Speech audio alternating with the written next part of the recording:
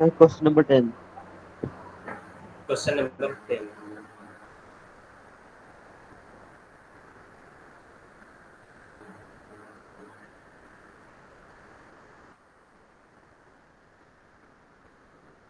Okay, ratio of masses of proton and electron is. तो मास का proton और electron का जो रेशियो लिख देना है यहाँ पर, है ना। तो यहाँ पर जो रेशियो पूछ रहा है, मास ऑफ प्रोटॉन, ठीक है, divide by mass of electron, ठीक है। तो मास ऑफ प्रोटॉन कितना होता है बेटा, कोई बताएगा मास ऑफ प्रोटॉन? इसको नहीं याद है बेटा, mass of 9.1 into 10 mass of proton, electron नहीं, proton. 10 raised to the power -27 kilogram. और मास ऑफ इलेक्ट्रॉन होता है 9.1 into 10 raised to the power -31 kilogram, ठीक है। तो ये जो रेशियो होगा तो लिख देना है यहाँ पर। तो यहाँ पर सिंपल रेशियो बेटा, कुछ करना नहीं, याद करना है यहाँ पर मास ऑफ प्रोटॉन और इलेक्ट्रॉन को, और रेशियो लिख देना है, ठीक है। Okay sir. और नेक्स्ट क्वेश्चन,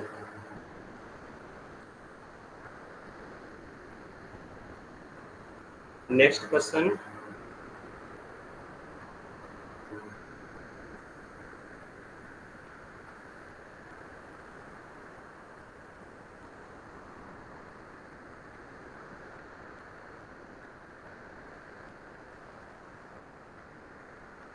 और किसी कोई डाउट नहीं है? सर एक बार सर पोटेंशियल एनर्जी का डेरिवेशन बता दो। Question number, sir question number नहीं सर, पोटेंशियल एनर्जी का डेरिवेशन। ये क्वेश्चन नहीं, तुम्हारा डाउट है ना? Yes sir. ओके, बता दूंगा डाउट, ठीक है। पहले पर क्वेश्चन जितने भी है मैं इसको देख लेता हूँ, उसके बाद मैं डाउट बता दूंगा, ठीक है, जो भी डाउट होगा तुम्हारा। और किसी कोई डाउट नहीं है तो आगे बढ़ो बेटा, सब हो गया तुम लोगों का, कोई डाउट नहीं है सर आइसोटोन्स क्या होता है? आइसोटोन्स, है ना। आइसोटोन्स क्या होता है बेटा, देखो क्या होता है कि एक होता है आइसोटोप्स होता है, आइसोटोप्स, है ना। आइसोटोप्स तुम्हें मालूम है। दूसरा क्या होता है, आइसोबार, आइसोबार, ठीक है। तीसरा क्या होता है, यहाँ पर क्वेश्चन बोलना बेटा, जो तुम्हारा क्वेश्चन है क्वेश्चन बताओ। ये एक क्वेश्चन मैंने दिया था आइसोटोन पर। Sir second question. Question number 2, है ना। तो देखो यहाँ पे क्या पूछ रहा है, और the example of isotope, isobar, isobar, isotones, है ना। तो यहाँ पर तुम्हें बताना आइसोटोन्स का था, आइसोटोन का नंबर ऑफ न्यूट्रॉन जिसमें सेम हो, ठीक है। तो आइसो न्यूट्रॉनिक को आइसोटोन्स बोलते हैं, आइसोटोन्स।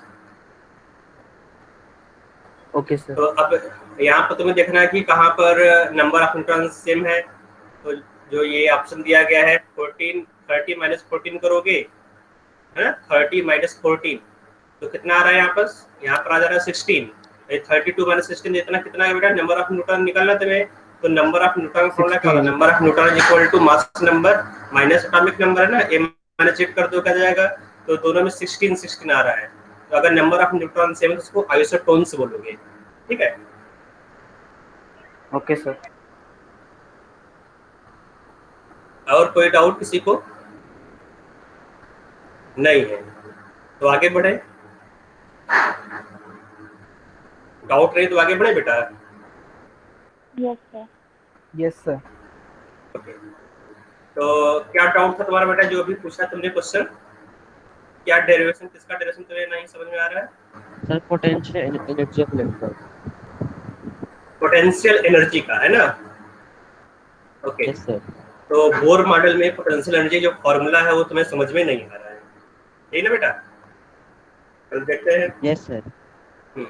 तो जो बोर मॉडल होता है, बोर मॉडल में, है ना, तो उसमें तुम कैसे निकालोगे यहाँ पर पोटेंशियल एनर्जी।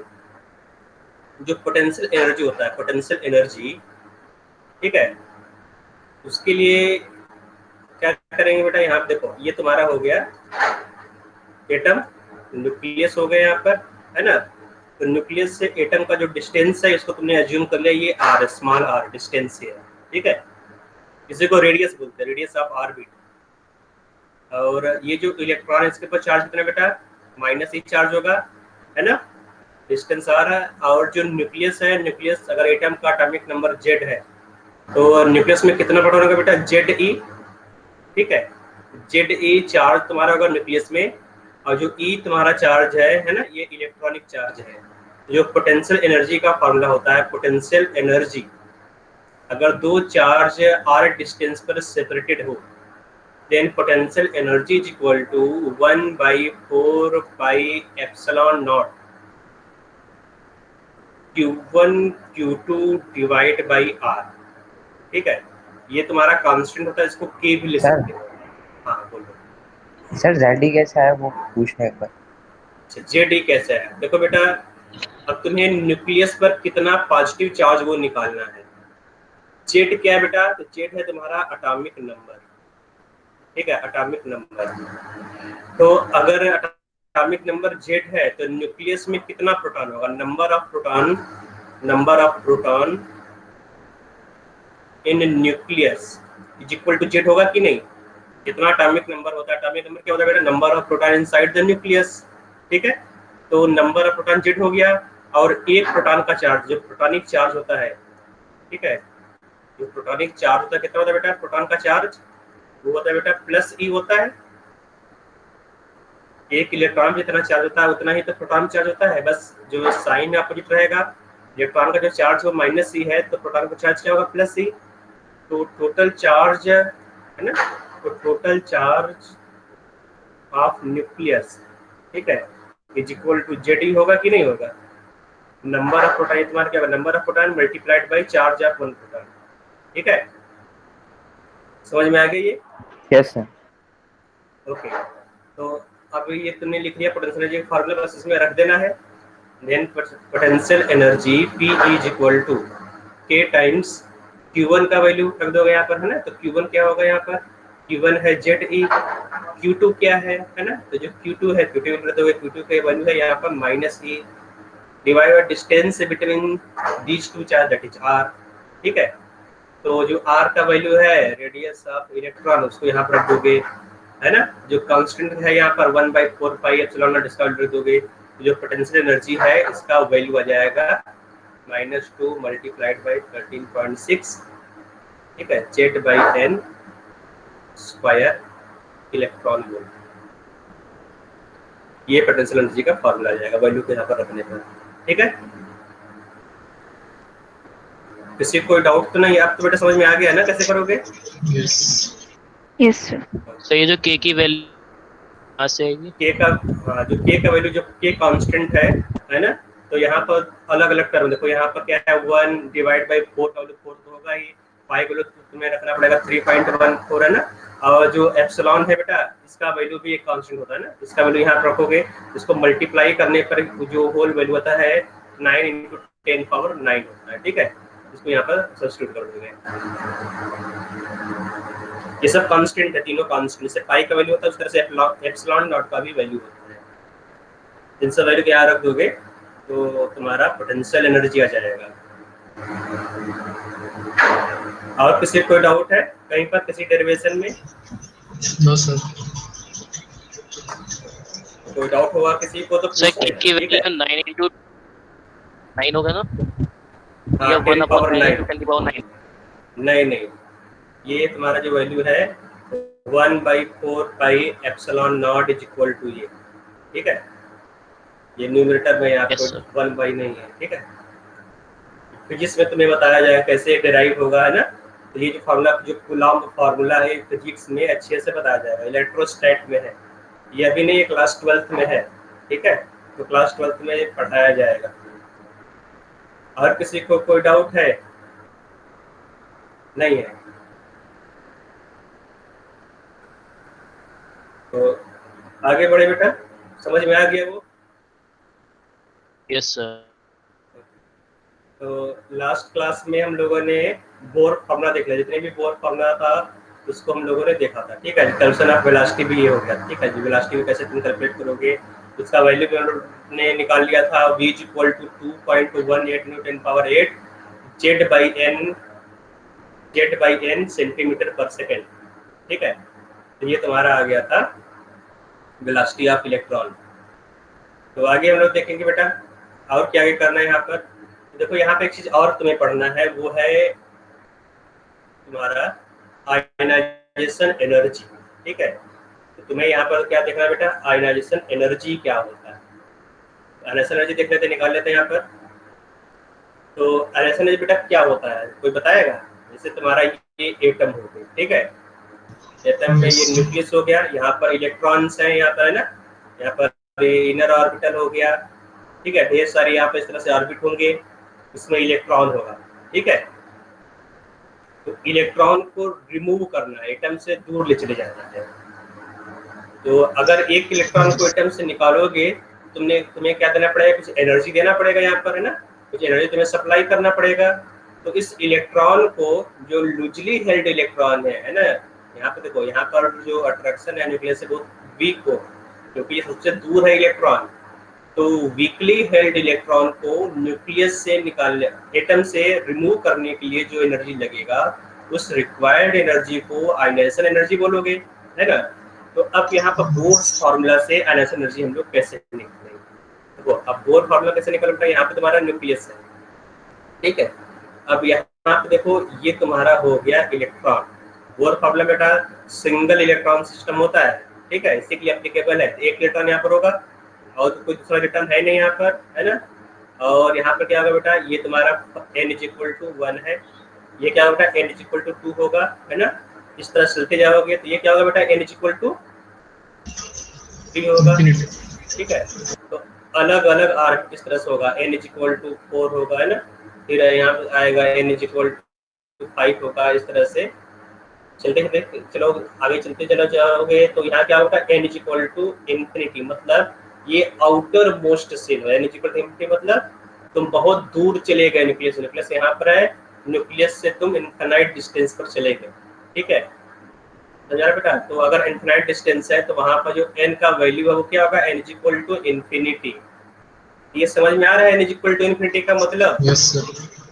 जो आउटर मोस्ट, हाँ, जो आउटर मोस्ट सेल होता है एटम का, उसको इन्फिनिटी सेल बोलोगे, ठीक है।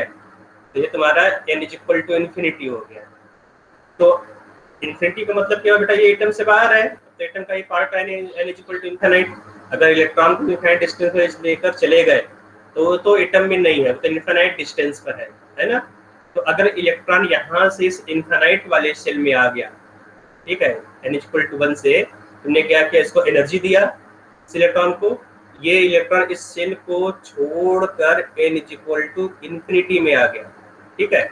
तुमने इसको इतना एनर्जी दिया, है ना, इतना एनर्जी दिया इस इलेक्ट्रॉन को, इलेक्ट्रॉन n = 1 सेल को छोड़कर n = में आ गया। तो इस एनर्जी को क्या बोलोगे बेटा, इस एनर्जी को बोलोगे आयनाइजेशन एनर्जी। समझ में आ रहा है बेटा सबको? Yes sir. बताऊं, यस सर। है ना। इलेक्ट्रॉन को n = 1 से n = में एक्साइट करने के लिए जो एनर्जी होगा, उस एनर्जी को आयनाइजेशन एनर्जी बोलोगे, है ना। So energy required to remove electron from n = 1 cell to n = cell is known as ionisation energy, ठीक है। समझ आ रहा है बेटा? तो यहाँ पे लिख सकते हो, एनर्जी रिक्वायर्ड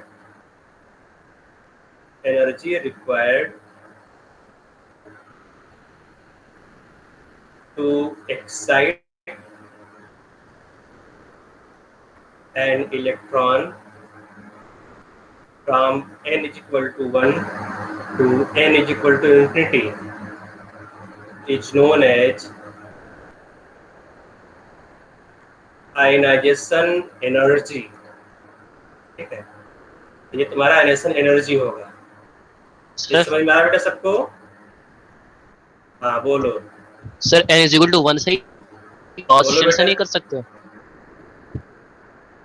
क्या और शेल से नहीं कर सकते क्या सर? बोल रहे बेटा, फिर से बोलो। बस शेल के अलावा किसी और शेल से नहीं? नहीं देखा, अब क्या होता है, हम लोग क्या बोल रहे हैं, यहाँ पर बोर मॉडल है ना। बोर मॉडल में क्या होगा, एक इलेक्ट्रॉन होगा, ठीक है। बोर मॉडल में केवल एक इलेक्ट्रॉन होगा। और अगर इलेक्ट्रॉन ग्राउंड स्टेट से, मतलब कि अब इलेक्ट्रॉन पहले से ग्राउंड स्टेट में है ना, उस स्टेट से इलेक्ट्रॉन को एक्साइट कर रहे हो। अगर n इक्वल टू 1, अगर मान लो दूसरा कोई एटम, अगर हाइड्रोजन एटम नहीं है तो वहाँ क्या बोलोगे बेटा, फ्रॉम ग्राउंड स्टेट, ठीक है, ग्राउंड स्टेट, ठीक है। ग्राउंड स्टेट उसका क्या होगा, n इक्वल टू हो सकता है, n इक्वल टू 3 हो सकता है, जो लोवेस्ट एनर्जी लेवल होगा उसी को तुम ग्राउंड स्टेट बोलोगे। लेकिन हाइड्रोजन एटम के लिए n इक्वल टू 1 ही ग्राउंड एटम है, और हम लोग क्या पढ़ रहे हैं बेटा, Bohr model, hydrogen like atoms. यहाँ पर यस हमेशा n इक्वल टू 1 यूज करोगे, ठीक है। हाँ, अब समझ में आ गया बेटा, यहाँ पर ग्राउंड स्टेट भी तुम यूज कर सकते हो। अगर दूसरा कोई एटम है, मान लो सोडियम हो गया है ना, तो सोडियम में जो थर्ड सेल है वो तुम्हारा ग्राउंड एटम होगा ना, उस इलेक्ट्रॉन के लिए third shell n equal to 3 ground state होगा, ठीक है। लेकिन सोडियम के लिए बोर मॉडल एप्लीकेबल नहीं है, तो हम लोग उसको कभी नहीं देखेंगे। अब समझ में आ गया बेटा सबको, किसी कोई डाउट है तो पूछ सकते हो,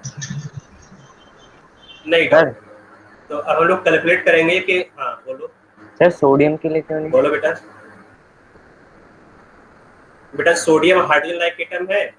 हाइड्रोजन लाइक एटम क्या होता है बेटा, लास्ट क्लास में मैंने बताया था कि जो बोर मॉडल है, बोर मॉडल इज एप्लीकेबल, है ना, applicable only for hydrogen like atom, hydrogen like atom, ठीक है। तो हाइड्रोजन लाइक एटम क्या होगा बेटा, हाइड्रोजन लाइक एटम मतलब 1 न्यूक्लियस एंड 1 इलेक्ट्रॉन। तो अगर सिस्टम में एक न्यूक्लियस और एक इलेक्ट्रॉन है, एक ही इलेक्ट्रॉन और एक न्यूक्लियस हो, तो उसको तुम हाइड्रोजन लाइक एटम बोलोगे। अब सोडियम देख लेते हैं, सोडियम के न्यूक्लियस में तो एक है ना, सोडियम के पास तो एक ही न्यूक्लियस है, लेकिन सोडियम के पास कितने इलेक्ट्रॉन होते हैं, सोडियम के पास, है ना, काउंट करो यहाँ पर कितने इलेक्ट्रॉन है, 1 2 3 4 5 6 7 8 9 10 11, है ना। तो यहाँ पर जो सोडियम है, सोडियम के पास 11 लाइक एटम नहीं है, ठीक है। तो जो बोर मॉडल है सोडियम के लिए एप्लीकेबल नहीं होगा। और किसी कोई डाउट है? ओके किसी कोई डाउट है तो पूछ सकते हो। Sir He plus, sir He plus, हाँ बोलो बेटा। He plus hydrogen like atom है, उस पे एप्लीकेबल होगा ना? हाँ उस पर एप्लीकेबल होगा। He प्लस हो गया, लिथियम 2 प्लस हो गया, बेरिलियम 3 प्लस हो गया, है ना, इसके ऊपर एप्लीकेबल। हाइड्रोजन लाइक एटम क्या होगा बेटा, hydrogen like atom. Hydrogen like atom मैंने लास्ट क्लास में लिखवाया था। हाइड्रोजन लाइक एटम क्या होगा बेटा, एक तो तुम्हारा हाइड्रोजन हो गया, है ना, दूसरा क्या होगा, हीलियम प्लस हो गया, तीसरा क्या होगा, लिथियम, ठीक है, लिथियम 2 प्लस हो गया, फिर बेरिलियम 3 प्लस हो गया। तो ये सब क्या है, hydrogen like system, hydrogen like atom, ठीक है। तो अब इसमें जो बाकी इलेक्ट्रॉन उसको तुमने निकाल दिया, और जब इलेक्ट्रॉन बेटा देखोगे यहाँ पर काउंट करोगे तो केवल, तो ये सब हाइड्रोजन लाइक एटम है। और किसी कोई डाउट है इसमें? सर बस यही 4 होते हैं नहीं हाइड्रोजन डाउट है? लाइक। नहीं, और भी हो सकता है, और भी बना सकते हैं यहाँ पर, है ना। तो मैंने 4 एग्जांपल दिया यहाँ पर। तुमने सोडियम को क्या किया, देखो सोडियम तुमने लिया, सोडियम में से कितना इलेक्ट्रॉन बेटा, 11 इलेक्ट्रॉन है, तुमने 10 इलेक्ट्रॉन को निकाल दिया यहाँ से, तो सोडियम भी क्या होगा, सोडियम 10 प्लस। ये क्या होगा तुम्हारा हाइड्रोजन लाइक एटम होगा कि नहीं होगा? Yes sir yes sir. अब मैंने यहाँ पे केवल 4 एग्जांपल दिया है ना, मतलब जितना एग्जांपल दिया उतना ही थोड़ा ना होगा, उससे अलावा भी हो सकता है। और किसी कोई डाउट है बेटा? नहीं है, ठीक है। अब कैलकुलेट,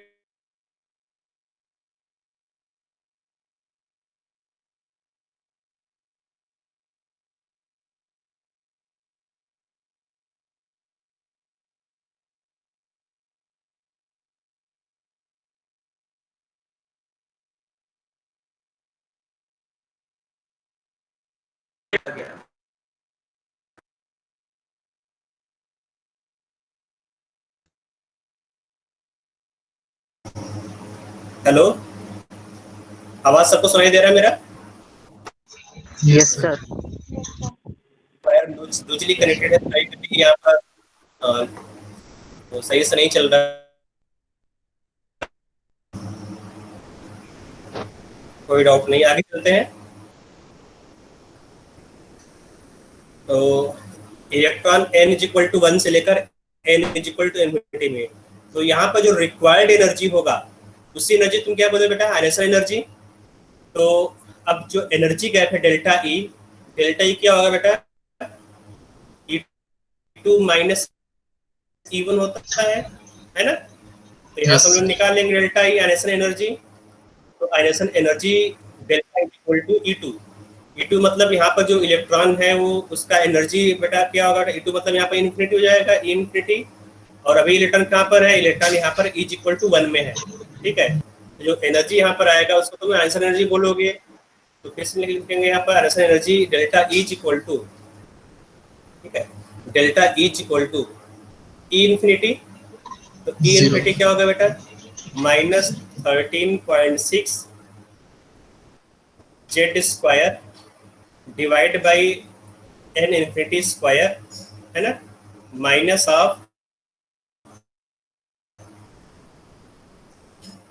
माइनस 13.6, ठीक है, Z square divide by n1 square, ठीक है। तो इसको सॉल्व करेंगे।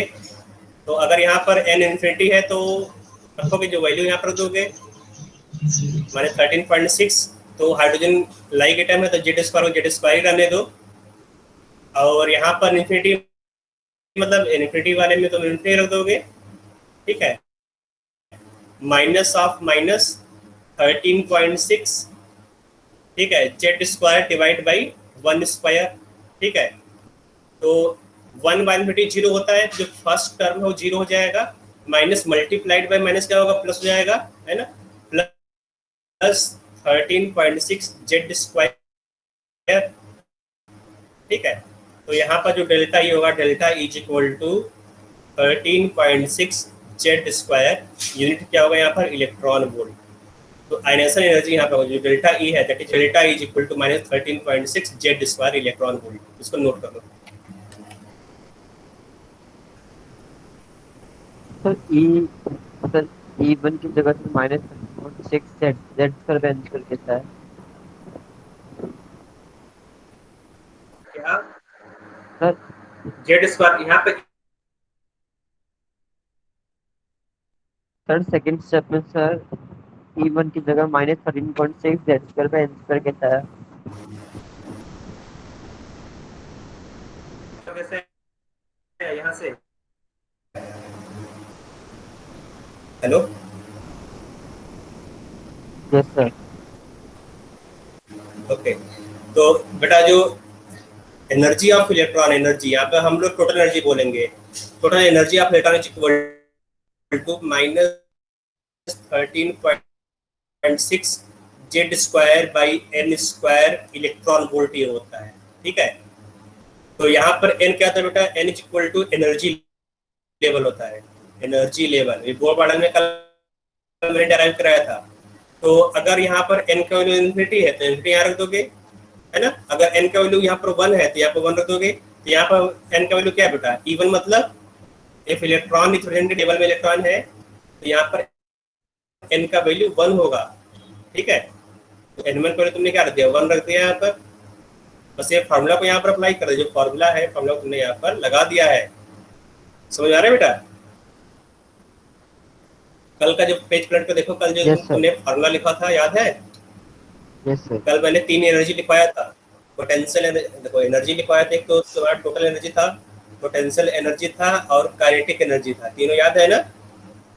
तीनों याद रहेगा तभी कर पाओगे, ये तो गड़बड़ हो जाएगा। Okay sir. सर इसमें सर फर्स्ट टर्म 0 कैसे हो गई? और किसी कोई डाउट फर्स्ट तो टर्म नहीं 0 कैसे हो गई बेटा? 1 बाई कोई भी नंबर हो, है ना, एक्स वाई जेड कोई भी नंबर हो, अगर उसको इन्फिनिटी से डिवाइड करोगे तो क्या आता है? ये 0 आएगा ना? समझ आ रहा है? Okay sir. बेटा कोई भी नंबर हो, चाहे 10 हो, 10 डिवाइड बाई क्या होगा? 0। क्या होगा? 0। और किसी कोई डाउट है? No sir. और किसी को कोई डाउट नहीं है तो आगे बढ़ जाते हैं यहाँ पर, है ना। तो ये फार्मूला बेटा इंपॉर्टेंट है, फार्मूला याद कर लेना। जो फार्मूला मैंने लिखवाया है इस फार्मूले को याद कर लेना है। इसका डेरिवेशन तो समझ में आ गया होगा, है ना। ज़्यादा डेरिवेशन तो पूछेगा नहीं, लेकिन तुम्हारे स्कूल में पूछ सकता है। तो जो फार्मूला है फार्मूला को याद कर लो, ठीक है, फार्मूला को याद कर लेना। सर तो आगे चलते बेटा यहाँ पास हम लोगों को पढ़ना है delta is equal to 13.6 Z square electron उससे वोल्ट पहले यूनिट है बेटा, है ना। यहाँ पर ये नहीं सर, पहले उससे डेल्टा ई से पहले एनर्जी। Okay sir.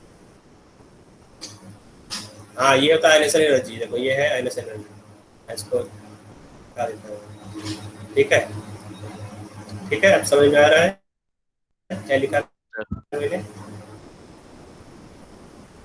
ठीक है। Ionisation energy is equal to delta is equal to 13.6 Z square electron volt.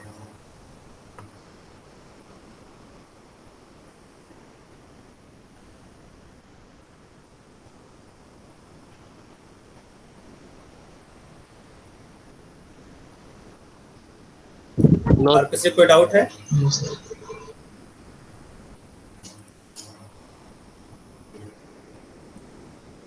Okay, तो आगे बढ़ते हैं बेटा। हाइड्रोजन एटम का पढ़ना है, line spectrum of hydrogen atom, ठीक है। तो इससे पहले मैंने बताया था कि स्पेक्ट्रम क्या होता है, ये मैंने बहुत पहले बताया था, एटॉमिक स्पेक्ट्रम, है ना। उसमें मैंने बताया था कि एब्जॉर्प्शन स्पेक्ट्रम होता है, इमिशन स्पेक्ट्रम होता है, और जो इमिशन स्पेक्ट्रम है दो टाइप का होता है ना। इमिशन स्पेक्ट्रम कंटिन्यूअस हो सकता है और लाइन स्पेक्ट्रम हो सकता है। तो हम लोग ये पढ़ना चाहूँगा, ठीक है, line spectrum of hydrogen atom, ठीक है। सर एब्जॉर्प्शन स्पेक्ट्रम का तो बोलो जल्दी बोलो। बीच में जो ब्लैक है यानी वो एब्जॉर्ब हो गया है। एमिशन स्पेक्ट्रम का सर क्यों, तो वो एक बार बता दीजिए।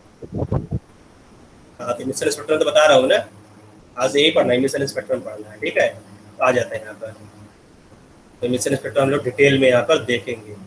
तो ये तो तुम्हारा नोट हो गया, नोट को तुम बाद में देख लेना। तो मैं फ्रेश पेज पर जा रहा हूँ यहाँ पर, और तुम्हें पढ़ना है हाइड्रोजन लाइक एटम। मैं दूसरा पेज यहाँ पर ओपन कर लेता हूँ।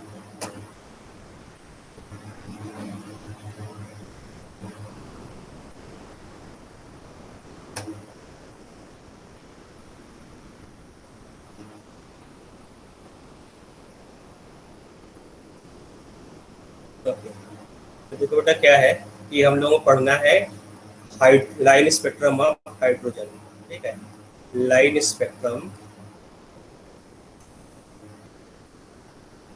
ऑफ हाइड्रोजन एटम, ठीक है, ये नो टॉपिक है। तो अब कैसे पढ़ोगे बेटा, यहाँ पर क्या क्या करना होगा हम लोगों को यहाँ पर ना देखेंगे। तो पहली बात बेटा कि कैसे इसको बनाओ, इसका एक्सपेरिमेंटल सेटअप क्या होता है लाइन स्पेक्ट्रम का। इसमें एक डिस्चार्ज ट्यूब लेते हैं, तो ये जो तुम्हारा है दिख रहा है बेटा, इसको बोलते हैं डिस्चार्ज ट्यूब, ठीक है। और मैंने बताया था हर एक घर में डिस्चार्ज ट्यूब लगा होता है। तो ये डिस्चार्ज ट्यूब है ना, और या इसको तुम इलेक्ट्रिसिटी प्रोवाइड करोगे, ठीक है। तो अगर तुम इसको इलेक्ट्रिसिटी प्रोवाइड करोगे तो क्या होगा बेटा, यहाँ पर करंट आएगा, ठीक है। और क्या होता है, इसको वैक्यूम कर लेते हैं पहले। इसमें क्या होता है, जो ट्यूब है बेटा, ट्यूब में जितना भी गैस है पहले निकाल लोगे, ठीक है। तो यहाँ पे जो प्रेशर है बहुत कम होगा, very low pressure, very low pressure. तो प्रेशर बहुत कम हो गया इसका। और जहाँ जो करंट लगाते हैं बेटा, यहाँ पर जो करंट है प्लस माइनस है ना, ये हाई वोल्टेज, हाई वोल्टेज। तो वोल्टेज बेटा हाई होना चाहिए और प्रेशर बहुत कम होना चाहिए, दो कंडीशन होना चाहिए, ठीक है, लाइन स्पेक्ट्रम के लिए। तो अब यहाँ पर जो गैस बेटा, उस गैस को हम लोग भर देते हैं, आप फिलअप करोगे, है ना। तो यहाँ पर जो गैस है ये हाइड्रोजन गैस है, इसके अंदर हाइड्रोजन गैस तुमने फिल कर दिया, ठीक है। तो जो डिस्चार्ज ट्यूब के अंदर हाइड्रोजन गैस है, समझ में आ गया बेटा। तो आगे बढ़ते हैं। अब क्या होगा, अगर तुम यहाँ पर करंट प्रोवाइड करोगे तो करंट से क्या होगा, जो हाइड्रोजन है, हाइड्रोजन बेटा गैस सिस्टम होता है, डाई एटॉमिक गैस होता है। जब इसको एनर्जी दोगे, है ना, यहाँ पर जब तुम इसको, है ना, एनर्जी दोगे तो क्या होगा कि जो हाइड्रोजन है वो हाइड्रोजन एटम में कन्वर्ट हो जाएगा, ठीक है। इस तरह से हाइड्रोजन एटम में कन्वर्ट हो जाएगा। तो हाई एनर्जी पर जो हाइड्रोजन गैस है वो हाइड्रोजन एटम में कन्वर्ट हो गया, तो इसको बोलते हैं एटॉमिक हाइड्रोजन। तो यहाँ पर हाइड्रोजन मॉलिक्यूल नहीं है, ये एटॉमिक हाइड्रोजन है। ठीक है, तो ये क्या हो गया बेटा, एटॉमिक हाइड्रोजन, एटॉमिक हाइड्रोजन। ठीक है, तो एटॉमिक हाइड्रोजन तुमने इसमें फिलअप कर दिया। तो अब क्या होगा कि जो हाइड्रोजन है, हाइड्रोजन एनर्जी को पहले एब्जॉर्ब करेगा, तो ये तुम्हारा हाइड्रोजन एटम हो गया, है ना, और ये तुम्हारा हो गया फर्स्ट n इक्वल टू 1 से। ठीक है, इसमें एक इलेक्ट्रॉन इस तरह से बैठा हुआ है। जब तुम उसको एनर्जी दोगे, जब तुम इसको इलेक्ट्रिसिटी प्रोवाइड करोगे, तो ये एनर्जी लेकर क्या करेगा, कोई बताएगा बेटा? अगर इलेक्ट्रॉन को तुम एनर्जी प्रोवाइड करोगे तो बोर्स थ्योरी से क्या होगा बेटा, इलेक्ट्रॉन एनर्जी को एब्जॉर्ब करके सर वो एक्साइटेड स्टेट में चला जाएगा। साइट हो जाएगा। यस सर, एक्साइटेड हाँ, तो ये Excite- एक्साइटेड स्टेट में चला जाएगा, n इक्वल टू 1 से लेकर किसी भी हायर एनर्जी स्टेट में चला जाएगा, है ना।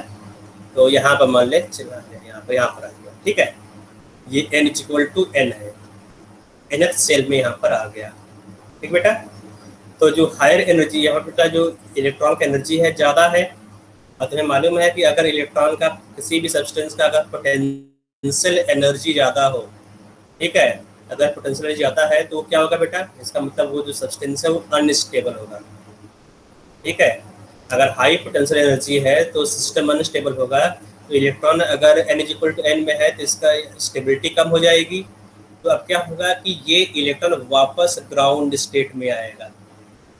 ठीक है, इलेक्ट्रॉन n इक्वल टू, देखो यहाँ पे जो इलेक्ट्रॉन था n इक्वल टू n में है। ठीक है, यहाँ पे इलेक्ट्रॉन है, अब ये हाईली अनस्टेबल है, तो यहाँ से क्या होगा बेटा, ग्राउंड स्टेट में ही आएगा, लोअर एनर्जी स्टेट में आएगा। ठीक है, किसी भी लोअर एनर्जी स्टेट में आएगा।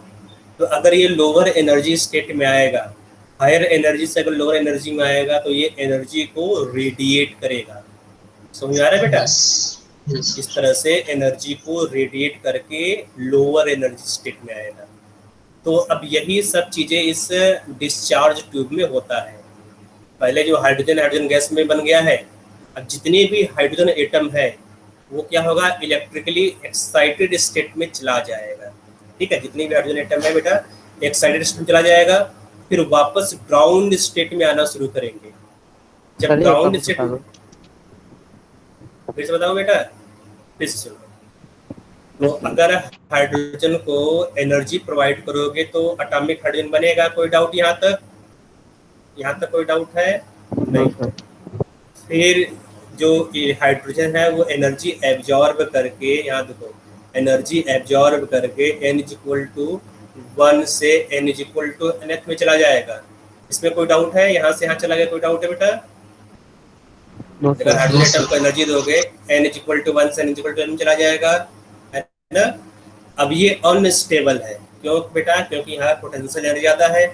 अगर हाइड्रोजन ग्राउंड स्टेट में नहीं है, हायर एनर्जी स्टेट में है, तो उसका पोटेंशियल एनर्जी ज़्यादा होगा और वो एटम अनस्टेबल होगा। अगर एटम अनस्टेबल है तो इलेक्ट्रॉन हायर एनर्जी स्टेट से लोअर एनर्जी स्टेट में आकर स्टेबलाइज होने की कोशिश करेगा, है ना। तो ये हायर एनर्जी स्टेट से अगर इलेक्ट्रॉन लोअर एनर्जी स्टेट में आएगा तो जो एनर्जी है, जो डिफरेंस ऑफ एनर्जी है, उसको रेडिएट करेगा, मतलब इमिट करेगा। समझ में आ रहा है बेटा इतना? अगर हायर एनर्जी स्टेट से लोअर एनर्जी स्टेट में कोई भी हो, चाहे इलेक्ट्रॉन कुछ भी कोई भी चीज़ हो, अगर लोअर एनर्जी स्टेट में आएगा, जो डिफरेंस ऑफ एनर्जी है उस एनर्जी को इमिट करेगा, है ना। तो यही सब चीज़ें इस डिस्चार्ज ट्यूब में होता है। तो जो हाइड्रोजन है एक्साइटेड स्टेट में जाएगा, है ना, फिर ग्राउंड स्टेट में जब आएगा तो यहाँ से एनर्जी को रेडिएट करेगा। ठीक है, ये एनर्जी को रेडिएट करता है। ठीक बेटा, तो जब जो डिस्चार्ज ट्यूब से रेडिएशन निकलता है उसको एक स्लिट के थ्रू पास करते हैं। ठीक बेटा, ये स्लिट है, तो स्लिट से तो एक यहाँ से रे आगे जाएगा, है ना, एक इस तरह से लाइन आगे आएगा। अब इसके पाथ में एक प्रिज्म लगा देते हैं। ठीक है, तो ये प्रिज्म है, नॉर्मल प्रिज्म देखा होगा स्कूल में, ठीक है, तो वही वाला प्रिज्म ये है। ठीक है, तो प्रिज्म क्या करेगा, जो यहाँ से लाइट आ रहा है उसको अलग अलग वेवलेंथ के अकॉर्डिंग उसको डिस्पर्स कर देगा, ठीक है। तो यहाँ तुम्हें डिस्पर्सन दिखाई देगा, है ना, जो डिस्पर्सन है तुम्हें इस तरह से यहाँ पर दिखाई दे, जो कलर है तुम्हें दिखाई देगा, ब्लू कलर है ना, Yes. तो ये कलर तुम्हें दिखाई देगा, ठीक बेटा। तो Yes. अब ये जो पैटर्न है, इस पैटर्न को फोटोग्राफिक प्लेट में यहाँ पर इस तरह से एक फोटोग्राफिक प्लेट होता है बेटा, फोटोग्राफिक प्लेट पर इसको मैप करा लेते हैं, ठीक है। यहाँ पे इसको फोटोग्राफिक प्लेट पर इसका इमेज ले लोगे, ठीक है। तो फोटोग्राफिक प्लेट पर इस तरह से जहाँ जहाँ पे जो लाइन आएगा वो इमेज तुम्हें दिखाई देगा, इससे ऐसे लाइन के फॉर्म में वो इमेज दिखाई देगा, ठीक है। तो इस तरह तुम इसको देख सकते हो, है ना। तो यहाँ तुम फोटोग्राफिक प्लेट भी लगा दिए, फोटोग्राफिक प्लेट पे तुमने इमेज ले लिया है, ठीक बेटा। तो अब ये जो फोटोग्राफिक प्लेट पर जो पैटर्न आया है, ये वाला पैटर्न, इस पैटर्न को तुम क्या बोलोगे, स्पेक्ट्रम, ठीक है। और ये लाइन के फॉर्म में है इसलिए इसको लाइन स्पेक्ट्रम बोलते हैं, ठीक है। तो ये तुम्हारा लाइन स्पेक्ट्रम है। यहाँ तक किसी कोई डाउट है लाइन स्पेक्ट्रम? No, sir.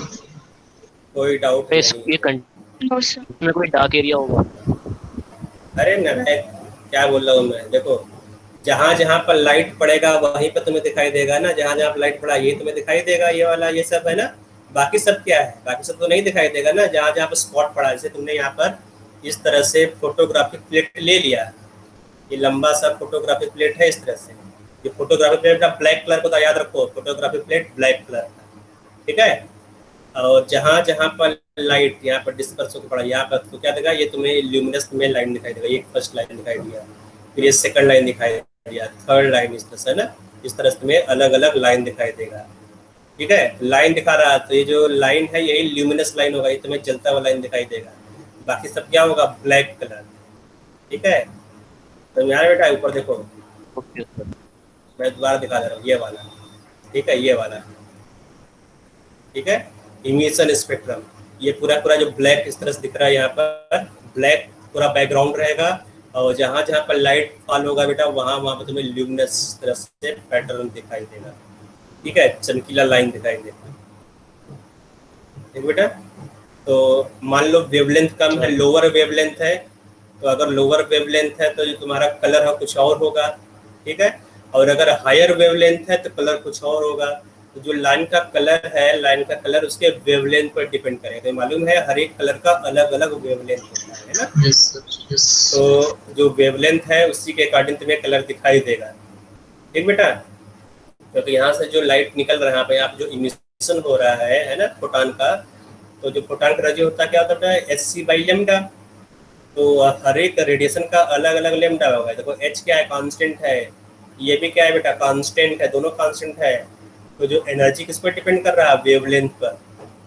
तो अलग अलग वेवलेंथ का तुम्हें अलग अलग एनर्जी दिखाई देगा, ठीक बेटा। तो अब तुम्हें यहाँ पर देखना है कि कौन सा लाइन किस कलर का आएगा, ठीक बेटा।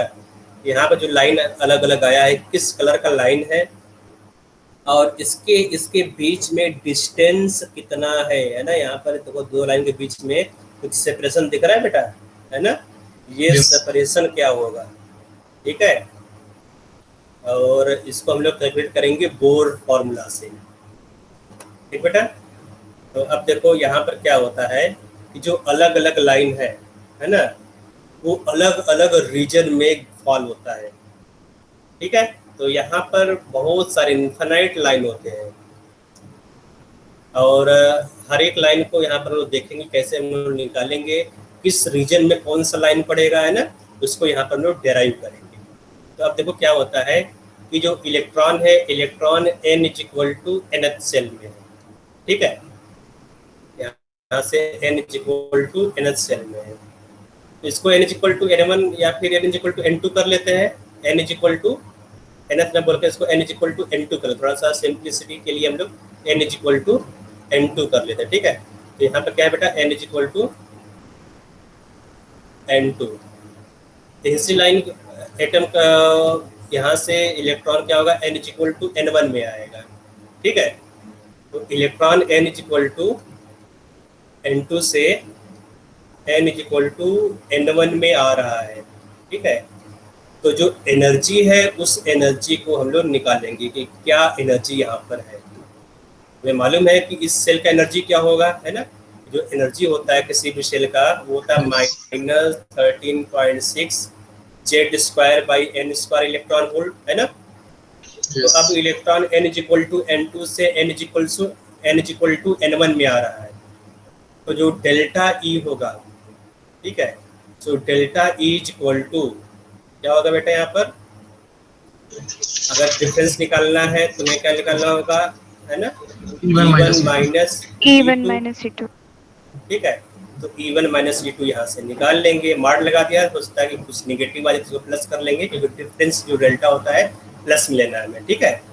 तो change in energy delta is equal to, है ना, तो ई वन यहाँ पर ग्राउंड स्टेट में इलेक्ट्रॉन है तो एनर्जी क्या होगा बेटा, -13.6 Z square divide by n1 square, ground state में n1 है यहाँ पर, है ना, n1 Yes. स्क्वायर, ठीक है, n1 square minus 13.6 Z square divide by n2 square, ठीक है बेटा। तो अब यहाँ पर जो कॉमन हो रहा है उसको कॉमन करके निकाल लेंगे बाहर, ठीक है। So change in energy delta is equal to 13.6 Z square, ठीक है, इंटू इंटू क्या होगा बेटा 1/n1 स्क्वायर, ठीक है, ये माइनस माइनस है तो ये -1/n1 स्क्वायर -1 ये n2 स्क्वायर होगा, -1/n2 square divide 1/n1 square, ठीक है। अब ये मॉड है तो हम लोग थोड़ा सा इसको सिंप्लीफाई फार्मूला लिख देंगे ताकि हम लोग को फार्मूला याद हो जाए। 13.6 Z square into 1/n1 square -1/n2 square, ठीक है। तो ये हो जाएगा डिफरेंस ऑफ एनर्जी। तो अब ये क्या है 13.6, ये तुम्हारा क्या है बेटा कांस्टेंट है ना। जेड भी क्या है बेटा यहाँ पर, जेड तुम्हारा है एटॉमिक नंबर, ठीक है, जो एटम है एटम का एटॉमिक नंबर है जेड स्क्वायर। तो अब यहाँ पर हम लोग क्या निकालना, वेवलेंथ, जो अलग अलग लाइन आया बेटा उसका अलग अलग वेवलेंथ होगा, मान लो Yes.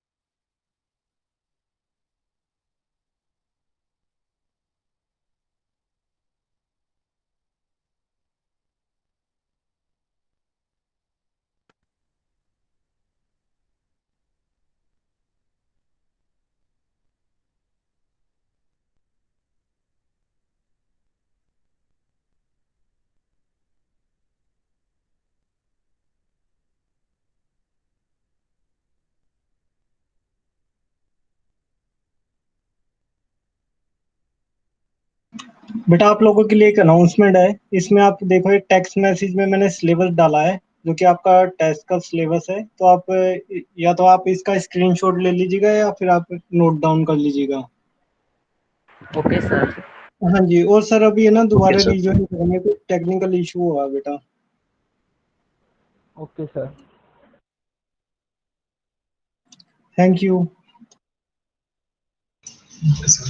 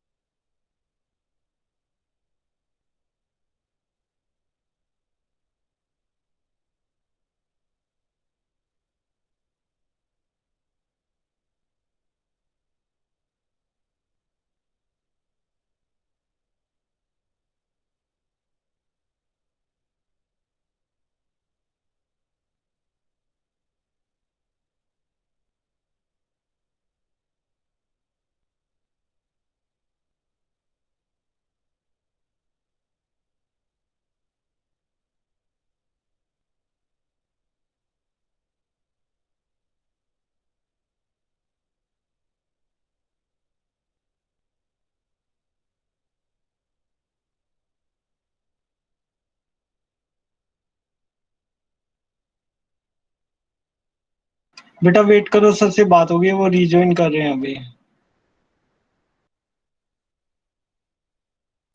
Okay sir.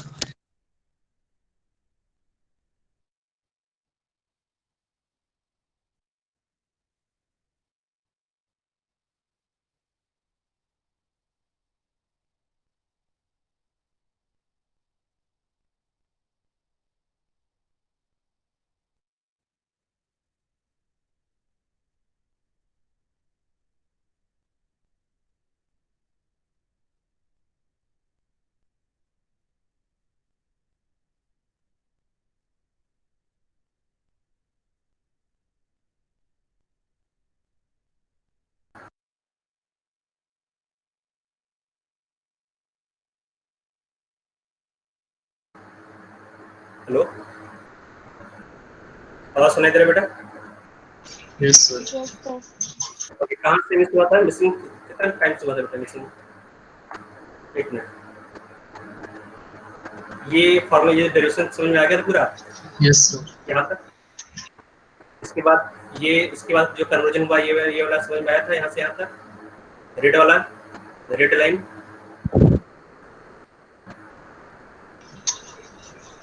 सर आपको स्क्रीन विजिबल नहीं है। सर स्क्रीन शेयर नहीं किया। स्क्रीन शेयर नहीं। एक मिनट।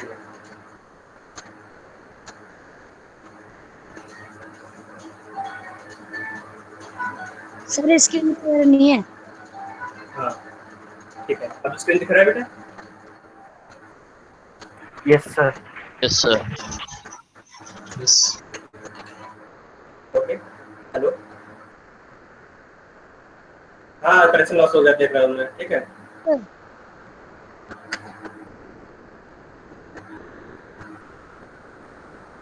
ओके बेटा, स्क्रीन दिखाई दे रहा है? Yes sir. Yes sir. तो ये जो तुम्हें दिख रहा है बेटा, लीफ कलर का जो मैंने लिखा है ग्रीन कलर का, ये दिख रहा है सबको? Yes sir, clear sir. यहाँ पर कहाँ से कनेक्शन लॉस हुआ बेटा, वो बताना है। ये 1 2 3 4, ये 1 2 3 4 हुआ था बेटा पूरा? फुली हो गया था सर। Yes sir. और इसके बाद कहाँ से हुआ था गड़बड़, बताना यहाँ पर? 1 2 इसी के बाद 3। सर जो पिंक से लिखना स्टार्ट तो किया। 1 से अच्छा, पिंक वाला नहीं समझ में आया, ठीक है, मैं पिंक वाला दोबारा कर दे रहा हूँ, ठीक है? ऐसे बेटा? ओके, तो मैं दोबारा यहाँ से दिखा दे रहा हूँ पिंक वाला। यहाँ पे तो तुम्हें समझ में आ गया भाई, जो ग्रीन कलर में लिखा है, ठीक है? तो जो रेड कलर का मैंने लिखा है इसको दोबारा देख लो, कैसे इसको करेंगे यहाँ पर। मैं खुद इसको इरेज करके दोबारा इसको फिर से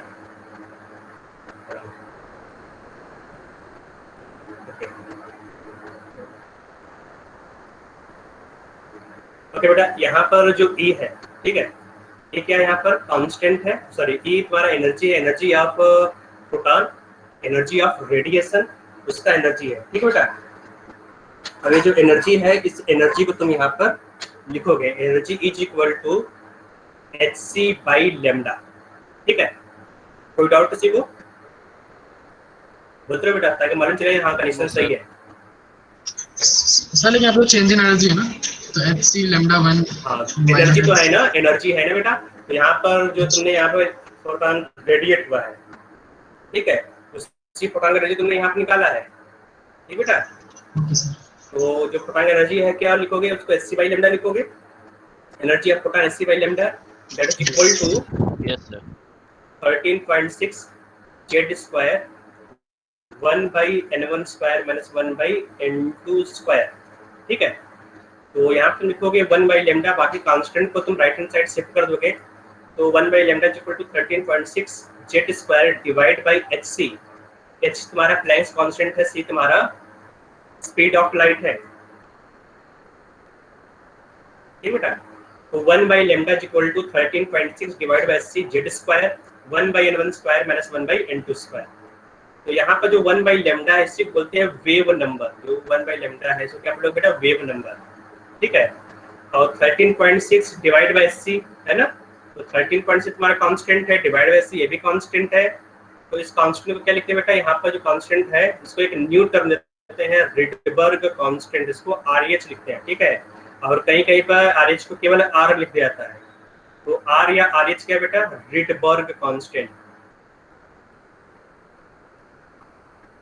ठीक है, तो ये रिडबर्ग कांस्टेंट है। ठीक है, तुमने इसको रिडबर्ग कांस्टेंट में सब्स्टिट्यूट कर दिया, तो ये हो गया तुम्हारा Rydberg constant multiplied by Z square into 1/n1 square minus 1/n2 square. तो जो रिडबर्ग कांस्टेंट है, ये कांस्टेंट होता है, इसका वैल्यू होता है 1.09 × 10⁻7 मीटर इनवर्स। ठीक है, तो ये SI यूनिट में इसका मैंने वैल्यू दे दिया है, Rydberg constant RH = 1.09 × 10�7 metre inverse. ये वैल्यू रखोगे तुम्हारा आंसर अप्रोक्सीमेटली सही आएगा, और इसका तुम मोस्ट एक्यूरेट वैल्यू भी तुम रख सकते हो। ठीक है, यहाँ तक किसी कोई डाउट नहीं है डेरिवेशन में? ओके, तो उनका जो वैल्यू यहाँ पे देखो, ये यहाँ पे लिखा गया फार्मूला, सेम फार्मूला है, 1/λ = nu bar that is wave number = Rydberg constant to Z square 1/n1 square minus 1/n2 square, where nu bar = wave number, lambda = wavelength. ठीक है, वेवलेंथ ऑफ रेडिएशन, आर क्या बेटा Rydberg constant, it's value is 109,678 centimetre inverse, it is again equal to, है ना, इसको metre inverse में रख दीजिए, थोड़ा और एक्यूरेट नंबर है। ठीक है बेटा, तो यहाँ तो समझ में आ गया। Where n1 and n2 are integral value as follows, इसको ये बता रहा हूँ, नीचे जो लिखा है वही बता रहा हूँ। यहाँ तक तो समझ में आ गया। ठीक है, तो यहाँ से यहाँ तक का स्क्रीनशॉट ले लो, तुम्हें ये फार्मूला याद रखना है। ठीक है, इसका डायरेक्शन पूछता नहीं है, वैसे डायरेक्शन भी आसान है, नहीं डायरेक्शन में। ठीक है, फार्मूला तुम्हें हर हाल में याद रखना है, बहुत सारे क्वेश्चन इस फार्मूला बेस्ड पूछा जाएगा। ठीक है, तो आगे चलते बेटा, इनलाइन स्पेक्ट्रम में क्या होता है इसको बोलो। सर जो आपने डिराइव किया फॉर्मूला वो दिखाना एक बार, जो आपने पिंक ग्रीन कलर से किया था।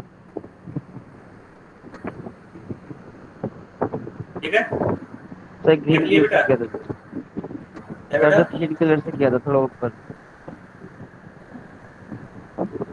ग्रीन कलर वाला ये है और ऊपर, यस सर, यहाँ तक ये वाला सर थोड़ा नीचे कर दो सर। सर जो आपने पहले, यस सर सर, इसमें सर जो आपने A1 - A2 का जो सर सेकंड पॉइंट लिखा है सर, उसमें सर -13.6 z² स्क्वायर माइनस और ब्रैकेट में सर एक और मॉड है बेटा, मॉड सर। उसके बाद सर जो आपने लिखा है माइनस के बाद जो दूसरे बार लिखा है उसमें सर एक और माइनस ना आना चाहिए था, क्योंकि हाँ माइनस है बेटा, ये माइनस है, लेकिन ये छोटा सा माइनस लगाया मैं, हल्का सा ग्रीन कलर का माइनस है, तुम जूम करो दिखाई देगा सर। तो फिर अंदर तो sir 1/n2 square minus 1/n1 square आना चाहिए ना। बिल्कुल बेटा, 1/n2 square minus 1/n1 square ही लिखा है मैंने, नीचे देखो यहाँ पर लिखा है कि नहीं, 1/n2 square minus 1/n1 square लिखा है ना, लेकिन ये है क्या, मॉड है। सुनो तो बेटा, ये मॉड है। ठीक है, मॉड है कि नहीं, मॉड से तुमने माइनस को कॉमन कर सकते हो कि नहीं, मॉड में से माइनस को हटा सकते हो, है ना, माइनस को हटा दिया, क्योंकि यहाँ पे जो नंबर है वो पॉजिटिव नंबर आना चाहिए, क्योंकि ये डिफरेंस ऑफ एनर्जी है। तो पॉजिटिव करने के लिए तुमने क्या किया, यहाँ पर 1/n1 का माइनस 1/n2 स्क्वायर तुमने सिंपलिसिटी के लिए किया है। ठीक है, तो जो n1 है वो स्मॉलर नंबर का, जो मैं मालूम है तुम्हें n1 क्या स्मॉलर नंबर है, n2 क्या है बिगर नंबर है, तो 1/n1 माइनस 1/n2 क्या होगा, ग्रेटर देन 0 होगा ना। यस, इसलिए ब्रैकेट जब तुम मॉड हटाओगे तो 1/n1 square minus 1/n2 square automatic आ जाएगा। ओके, तो फार्मूला को इस फॉर्म बनाया गया ताकि तुम्हें कुछ यहाँ पर प्रॉब्लम ना हो आगे कैलकुलेशन में, ताकि निगेटिव ना आए कभी। ठीक है, तो जो स्मॉलर नंबर पहले रखोगे, जो बिगर नंबर उसको बाद में रखोगे। ठीक बेटा, यस सर, समझ में आ गया? ओके, आगे चलिए। सीरीज देख लेते बेटा, सीरीज क्या होता है इसको देख लेते हैं, है ना। तो यहाँ तो पहले हम लोग डायग्राम बनाएंगे।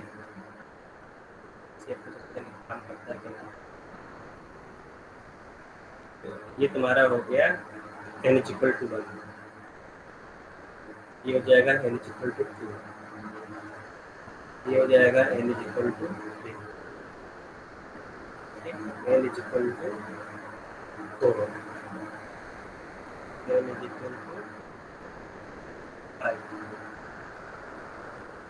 5, ये आधे घंटे बना रहा हूँ, है ना, 6 नहीं आधे घंटे।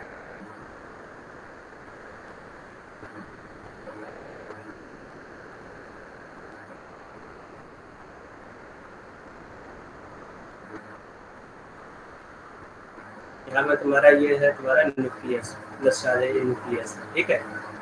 और इसके यहाँ पर इज इक्वल टू 1 2 3 4 5 6 7 8 इस तरह से n इज इक्वल टू 1 2 3 4 5 6 7 8 चले जाओगे।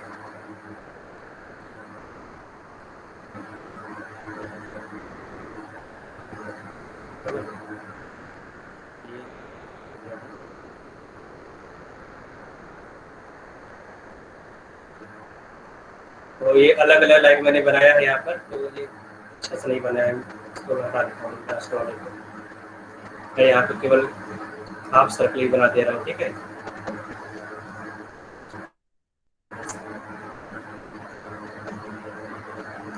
ताकि पूरा दिखाई दे, ठीक बेटा।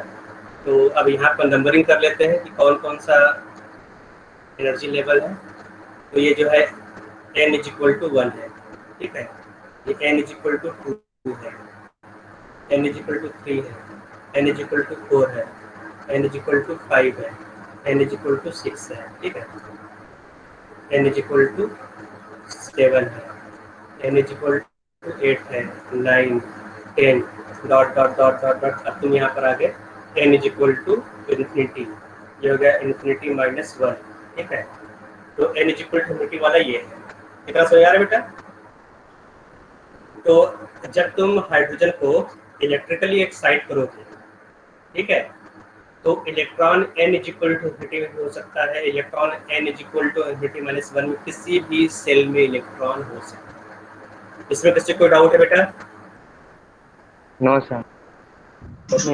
इलेक्ट्रॉन किसी भी एनर्जी लेवल में हो सकता है, ठीक बेटा। तो अब आगे चलते हैं।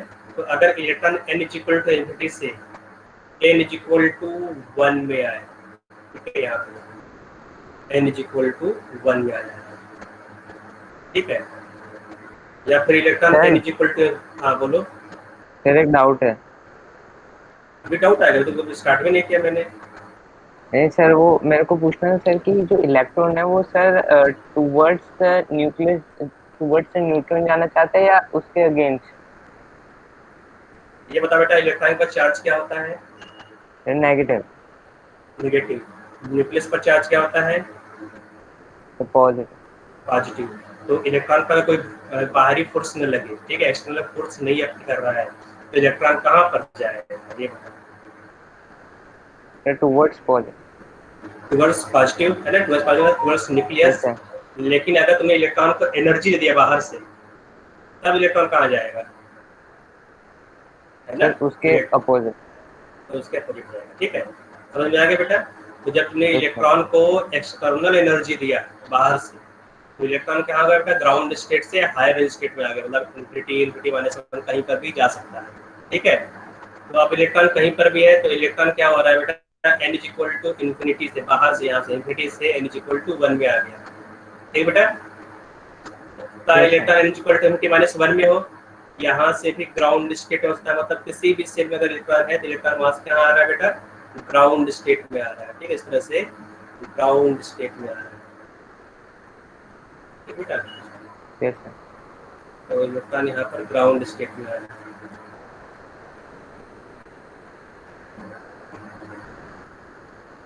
ठीक है। ओके बस और बना दे रहा हूँ यहाँ पर।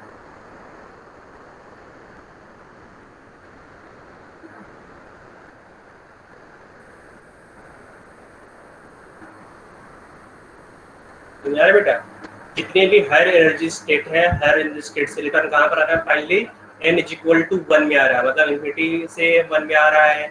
और यहाँ देखो n इज इक्वल टू 2 से भी n इज इक्वल टू 1 में आ रहा है, n इज इक्वल टू 3 से भी n इज इक्वल टू 1 में आ रहा है, n इज इक्वल टू 4 से भी n इज इक्वल टू 1 में आ रहा है, ठीक है। तो अब तुम्हें एक सीरीज ऑफ लाइन मिला है, जो सीरीज ऑफ लाइन है इसको क्या बोलते हैं? लाइमन सीरीज ऑफ लाइन, इसको लाइमन सीरीज में, ठीक है। तो इलेक्ट्रॉन अगर हायर एनर्जी स्टेट से, याद रखो बेटा, अगर इलेक्ट्रॉन हायर एनर्जी स्टेट से n इज इक्वल टू 1 में आ रहा है, तो उसको बोलते हैं Lyman series of hydrogen line spectrum, ठीक है। तो यहाँ पर जो सीरीज बना है वो क्या है? हाइड्रोजन लाइन स्पेक्ट्रम का लाइमन सीरीज, ठीक है। यहाँ पर मैंने बताया है, लाइमन सीरीज क्या है, n इक्वल टू 1 से लेकर n इक्वल टू n2 किसी में भी जैसा क्या होगा लाइमन सीरीज। यहाँ देखो यहाँ पर बना हुआ है, ठीक है, यहाँ पूरा डायग्राम पीछे से बना हुआ है।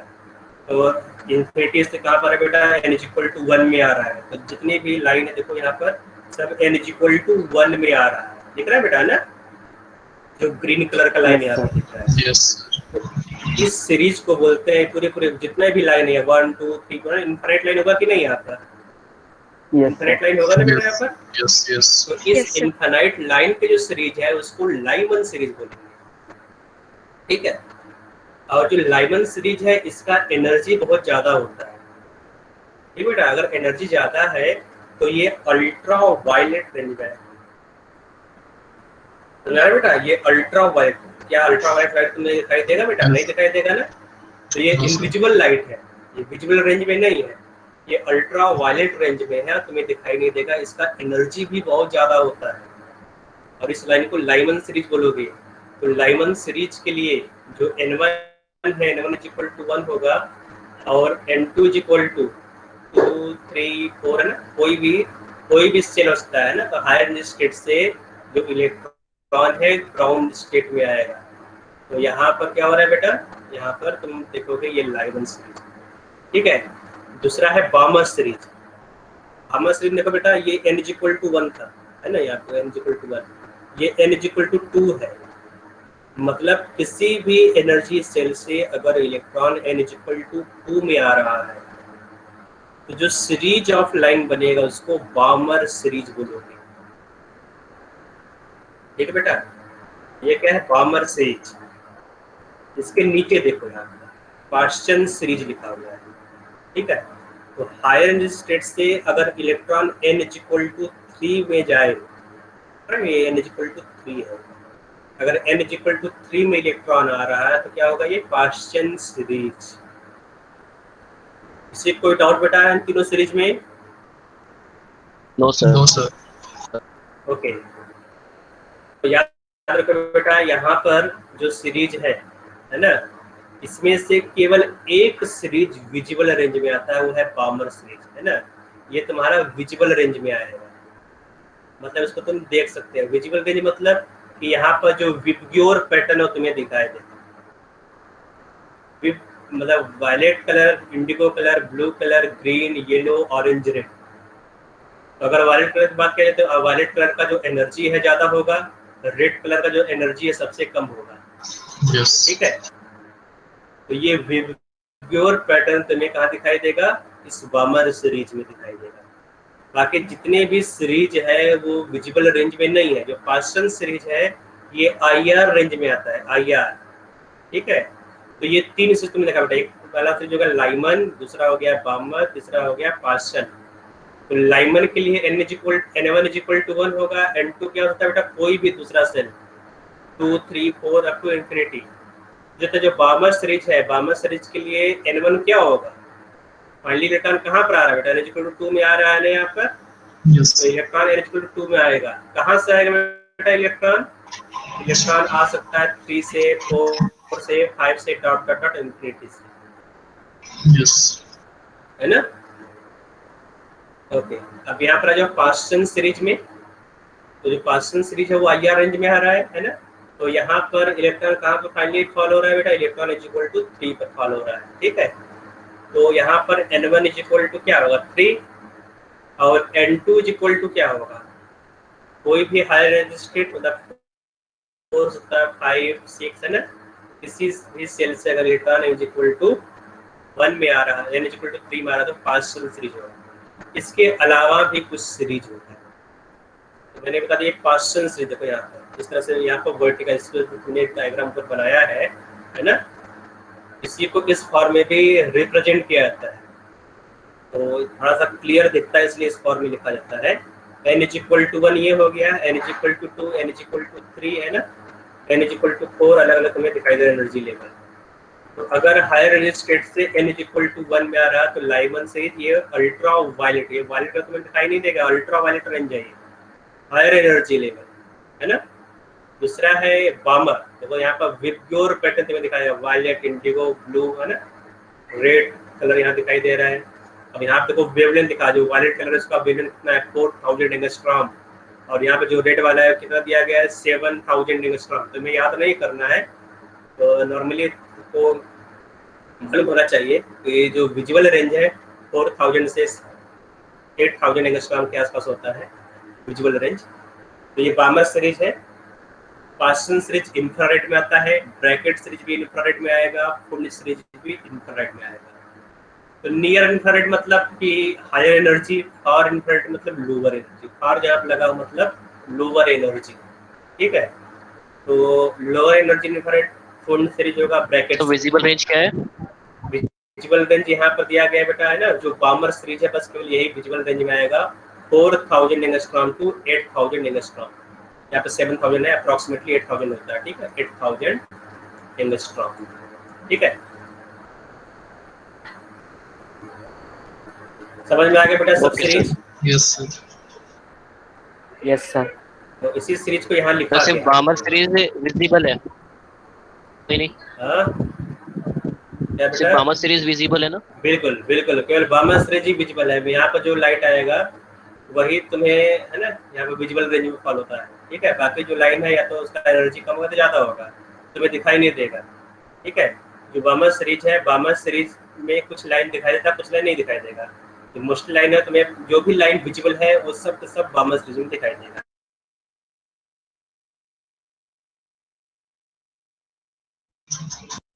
कोई डाउट है? No sir. तो ये जो सीरीज है थोड़ा लिख लेना यहाँ पर, इसका स्क्रीनशॉट ले लो। हम्फ्री सीरीज भी एक होता है बेटा। हम्फ्री सीरीज में n1 = 6 होता है, और जो n2 है ना, यहाँ पे जो n2 होगा यहाँ पर, तो यहाँ पे जो n2 है वो कितना होगा बेटा? 6 अगर है तो ये 7 हो सकता है या 8 हो सकता है ना, 7 8 9 है ना, etc यहाँ ला सकते हो, etc, ठीक है। और ये भी क्या होगा बेटा? इंफ्रारेड होगा यहाँ पर भी, ठीक है, इंफ्रारेड।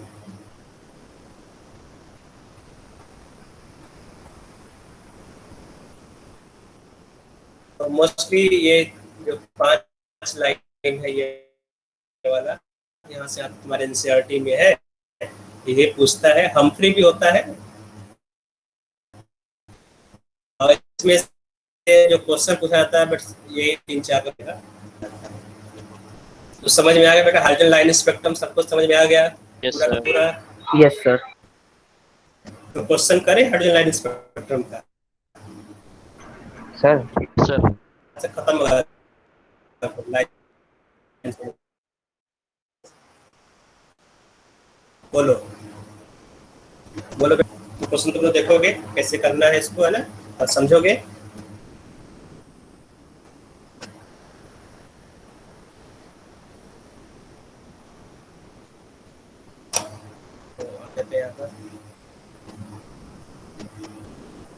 फर्स्ट क्वेश्चन है, यहाँ लिखते हैं।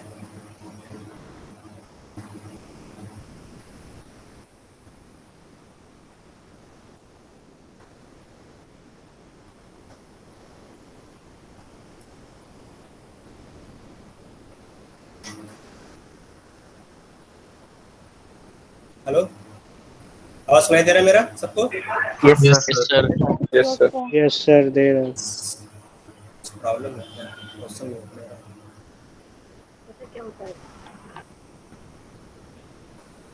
एक मिनट, मैं थोड़ा सा यहाँ पर नेटवर्क चेंज कर रहा हूँ यहाँ पर, ठीक है, थोड़ा सा कनेक्शन लॉस होगा।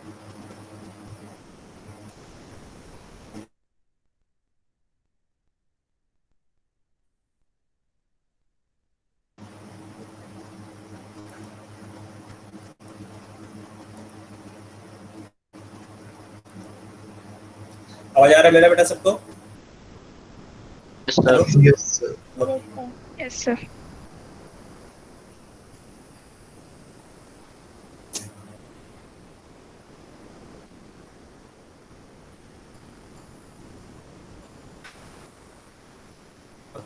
तो ये क्वेश्चन बेटा है, क्वेश्चन को देखो।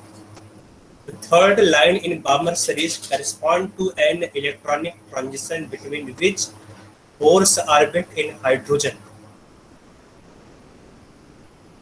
ठीक है। तो अभी आप देखो third line in Balmer series है ना, third line in Balmer series correspond to an electronic transition between which bores orbit in hydrogen atom। तो थर्ड लाइन बारे में पूछ रहा है कि थर्ड लाइन क्या होता है, मतलब n का वैल्यू क्या होगा, है ना। जो बामर सीरीज है, बामर सीरीज में ट्रांजिशन कहाँ से कहाँ होगा मालूम है? ट्रांजिशन जो बामर सीरीज है, बामर सीरीज में जो ट्रांजिशन है ना, n इज इक्वल टू 2 में होगा बेटा। यहाँ पर जो n1 है, n1 इज इक्वल टू क्या होगा बेटा, n इज इक्वल टू 2। और यहाँ पर जो n2 है ये क्या 3 हो सकता है, 4 हो सकता है, 5 6 है ना, इस तरह चलेगा, ठीक है। तो अगर 3 से 1 में आ रहा है तो बोलोगे बेटा फर्स्ट लाइन ऑफ बामर सीरीज। अगर n इज इक्वल टू 4 से n इज इक्वल टू 2 में आ रहा है तो क्या होगा, second line. n is equal to 5 से n इज इक्वल टू 2 में आ रहा है ना, तो क्या होगा, ये third line. n is equal to आगे वाला यहाँ पर है ना, तो आगे क्या है, यहाँ पर 6 है, 6 से 2 में आ रहा है तो फोर्थ लाइन, ठीक है। तो फर्स्ट लाइन के लिए क्या होगा बेटा, n is equal to 3 to n is equal to में आ रहे हैं, फर्स्ट लाइन हो जाएगा। सेकंड लाइन तुम्हारा हो जाएगा 4 to 2, थर्ड लाइन क्या होगा 5 to 2, तो आंसर क्या होगा 5 to 2, आंसर हो जाएगा सेकंड वाला।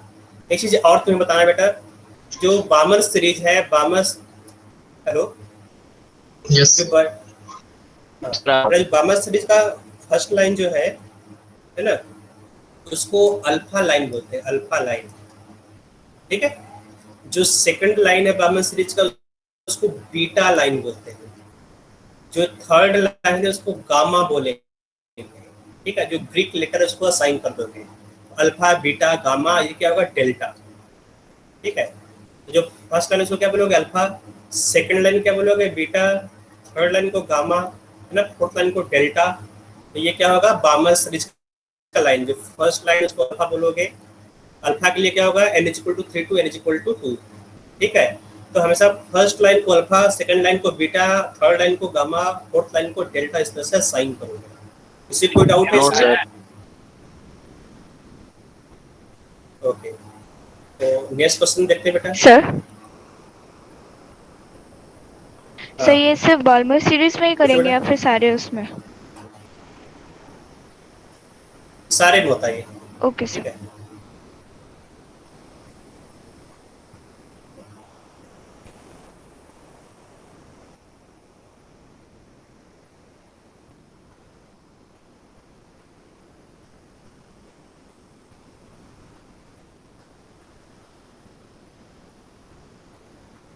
नेक्स्ट क्वेश्चन है, the wavelength of radiation emitted when in hydrogen atom electron falls from infinity to stationary state 1 would be, ठीक है। तो वेवलेंथ ऑफ रेडिएशन पूछ रहा है। इलेक्ट्रॉन देखो बहुत हाई एनर्जी स्टेट से लो एनर्जी स्टेट में आ रहा है इलेक्ट्रॉन, है ना। तो what is the wavelength of radiation, तो वेवलेंथ पूछ रहा है, तो यहाँ पे क्या लगाओगे 1 बाई लेमडा, ठीक है, are Z square 1 by n1 square minus 1 by n2 square, ये होता है फार्मूला बेटा, है ना। इस फार्मूला को यूज करोगे यहाँ पर। When the hydrogen atom electron falls, तो हाइड्रोजन एटम के लिए जेड का वैल्यू क्या होगा बेटा, तो बताया कि जेड का वैल्यू हाइड्रोजन एटम के लिए 1 होगा, ठीक है। आर का वैल्यू रेडबर्ग कांस्टेंट है, दिया गया है, इसको एज सच यूज कर लोगे यहाँ पर 1.097 × 10⁻⁷, ठीक है। अब इलेक्ट्रॉन कहाँ से कहाँ जा रहा है बेटा, infinity to n is equal to 1, ठीक है। तो 1 by lambda is equal to R का वैल्यू यहाँ पर 1.097 × 10⁻⁷, जेड का वैल्यू 1 हो गया, 1 बाई n1 स्क्वायर, तो यहाँ पर n1 क्या है 1 है ना। कहाँ से आ रहा है बेटा इलेक्ट्रॉन, इलेक्ट्रॉन इनफिनिटी से आ रहा है, ठीक है। तो जो सेकंड टर्म है ये क्या हो जाएगा 0 हो जाएगा सेकंड टर्म। तो 1 by lambda is equal to 1.097 into 10⁻⁷ is equal to metre inverse. Nanometre पूछ रहा है बेटा, मीटर इनवर्स में नहीं पूछ रहा है, मीटर इनवर्स तो इसका इनवर्स करो तो मीटर आ जाएगा, ठीक है। तो 1 मीटर में कितने नैनोमीटर होता है बेटा, 1 मीटर इज इक्वल टू, है ना, या फिर 1 nanometre is equal to 10⁻⁹ metre होता है, ठीक है। तो इसको कन्वर्ट कर दोगे, हाँ, तो lambda is equal to 1.097 into 10⁻⁻⁷ into 10⁻⁹ nanometre. ठीक है, तो इसको सॉल्व करना पड़ेगा तुम्हें। तो lambda equal to 1 divide by 1 approximately 9 होगा, 9 1। ठीक है, तो 0.9 है तो 2 हो जाएगा नैनोमीटर, तो हो जाएगा 91 नैनोमीटर। ठीक है, 91 नैनोमीटर आ जाएगा।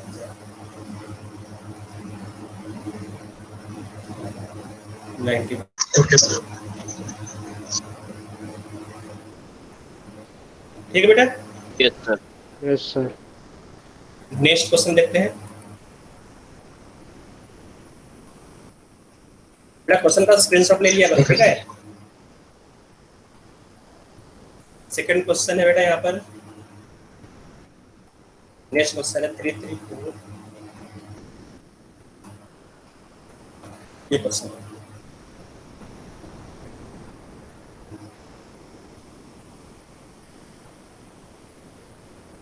तो ये सब दिमाग में तुरंत आ जाना चाहिए लाइबनिट्ज सीरीज मतलब क्या हुआ। n = n1 = 1 होगा यहाँ पर। ठीक है, तो Leibniz series shortest wavelength of hydrogen appears x metre, then the longest wavelength in Balmer series of helium plus appears at। ठीक है, तो हाइड्रोजन के लिए पहले दिया गया हाइड्रोजन, फिर बाद में क्या पूछ रहा है हीलियम प्लस के लिए। ठीक है, तो क्या जो रिडबर्ग कांस्टेंट वाला जो फॉर्मूला है, रिडबर्ग फॉर्मूला, वो हीलियम प्लस के लगा सकते हो? बिल्कुल लगा सकते हो, क्योंकि हीलियम प्लस क्या है, हाइड्रोजन लाइक एटम है। ठीक है, तो लाइमन सीरीज यहाँ पर बोल रहा है shortest wavelength of hydrogen atom. तो दो टाइप का वेवलेंथ को यहाँ पर पूछा जाएगा, होता है शॉर्टेस्ट वेवलेंथ, शॉर्टेस्ट वेवलेंथ, दूसरा होता है लॉन्गेस्ट वेवलेंथ। ठीक है, लॉन्गेस्ट वेवलेंथ। तो तुम्हें मालूम होना चाहिए शॉर्टेस्ट वेवलेंथ क्या होता है। यहाँ पे एनर्जी मैक्सिमम हो।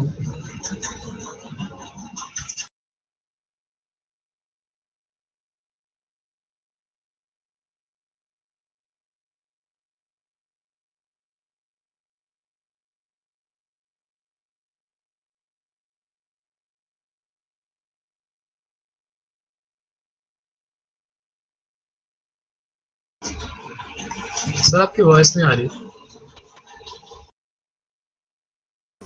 एक minute,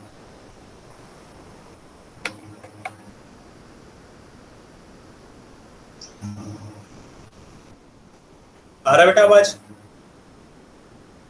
yes sir. Yes sir. Yes sir. आ रहा है ना? ठीक है,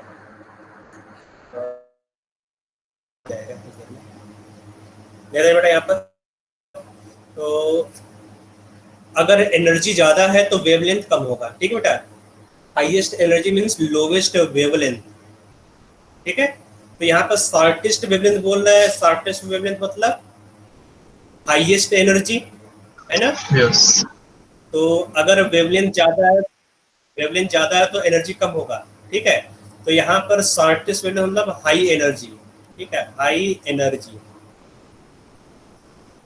ठीक है, तो याद रखो बेटा जो सीरीज होता है, जितने सीरीज यहाँ बनाया हुआ है, तो अब देखो हाईएस्ट एनर्जी क्या होगा। अगर इलेक्ट्रॉन n = से n = 1 में आ रहा है तो एनर्जी क्या होगा बेटा, बहुत ज्यादा होगा। हाईएस्ट देखो यहाँ से लेकर एनर्जी n = से लेकर n = 1 में आ रहा है, बहुत दूर से चक्कर आ रहा है ना? तो यहाँ पर एनर्जी हाईएस्ट होगा।